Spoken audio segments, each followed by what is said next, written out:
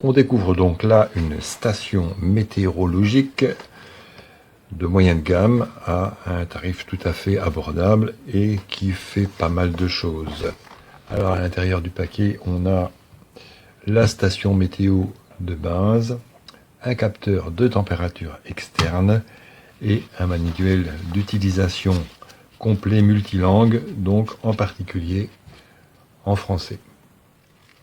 Alors, il faut que ce soit en permanence branché sur une alimentation qui est fournie pour que ça fonctionne. Il faut rajouter 2 piles AA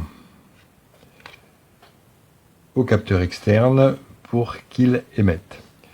Sachant qu'ici, petit interrupteur qui va choisir le canal d'émission.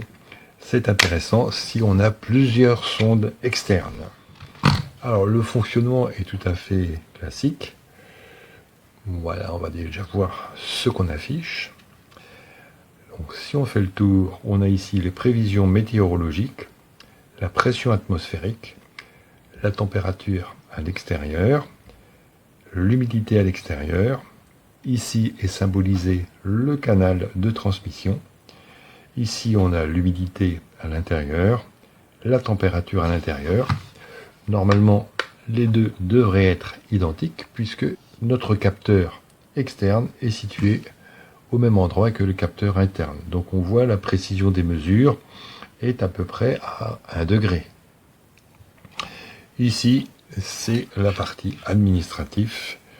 On est samedi, il est 12h19 et nous sommes le 18 novembre 2023.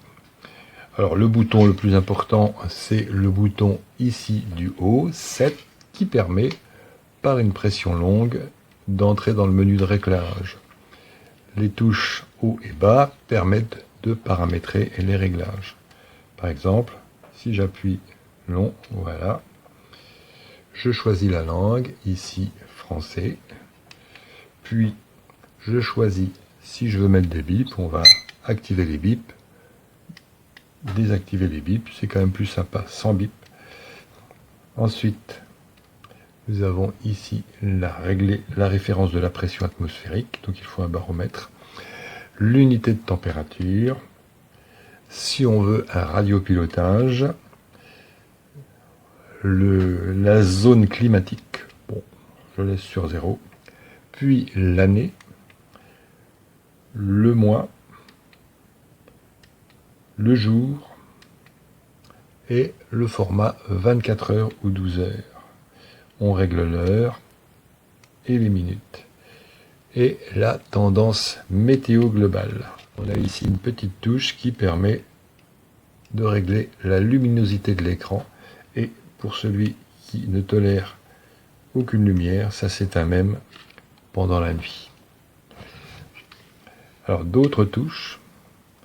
Ici, on va régler le canal de réception du capteur externe, surtout si on en a plusieurs. Donc par défaut, celui qui est livré sur le canal numéro 1. Donc ça, on va le mettre à l'extérieur.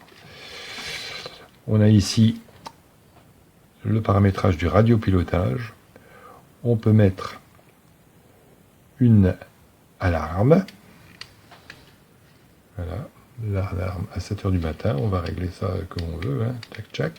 Et on peut mettre une alerte de température ici.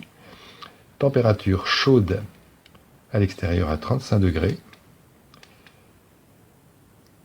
Température froide de 10 degrés à l'extérieur. 35 degrés à l'intérieur. 10 degrés à l'intérieur. Alors si on fait la synthèse de tout ça, on voit qu'esthétiquement c'est assez joli. On voit que au niveau fonctionnalité, ça apporte pas mal de choses. Température extérieure, intérieure et humidité, c'est le principal. Les prévisions météo, c'est suivant des probabilités. Et on a la pression atmosphérique à condition de bien étalonner son appareil. Réglage facile de la luminosité. Et une fois que les paramétrages sont faits, il n'y a pas de souci particulier. J'oubliais une dernière fonction, mémoire, qui va me donner les caractères de lecture minimum et maximum pour la pression, pour l'humidité et les températures à l'intérieur comme à l'extérieur. Voilà. Donc, c'est une belle petite station météo. Il y en a des professionnels beaucoup plus complètes qui vont également étudier la pluviométrie, la vitesse du vent, etc. Mais avec ça, on a les fonctions de base qui sont utiles pour surveiller les températures intérieures et extérieures.